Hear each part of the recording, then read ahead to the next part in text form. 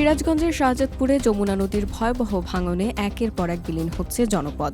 সোনাতনী ও গালা ইউনিয়নের অন্তত ৬টি গ্রামে নদীগর্ভে হারিয়ে গেছে শত শত বসতভিটা, ফসলি জমি, মসজিদ, মাদ্রাসাসহ নানা স্থাপনা।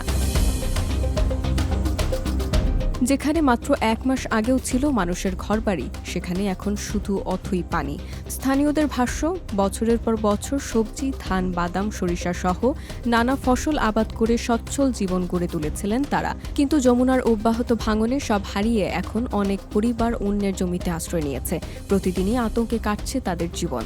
স্থানীয়দের দাবি, গত কয়েক মাসেই শ্রীপুর থেকে বারপাখিয়া পর্যন্ত প্রায় ৩ থেকে ৪০০ বাড়িঘর নদীগর্ভে বিলীন হয়েছে। দ্রুত জিও ব্যাগ ফেলে স্থায়ী বাঁধ নির্মাণ না হলে পুরো এলাকা আরও বড় বিপর্যয়ের মুখে পড়বে বলে আশঙ্কা তাদের।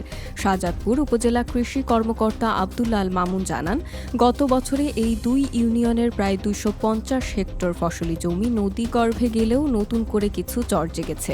তবে ক্ষতিগ্রস্ত কৃষকদের দুর্ভোগ কমাতে কার্যকর ভাঙন রোধ জরুরি বলে মনে করেন তিনি। এদিকে উপজেলা প্রশাসন জানিয়েছে, বিষয়টি খতিয়ে দেখে পানি উন্নয়ন বোর্ডের সঙ্গে আলোচনা করা হবে। তবে পানি উন্নয়ন বোর্ডের নির্বাহী প্রকৌশলীর দাবি, চর রক্ষায় তাদের কোনো প্রকল্প না থাকায় এই মুহূর্তে ভাঙন ঠেকাতে তারা কোনো ব্যবস্থা নিতে পারছেন না।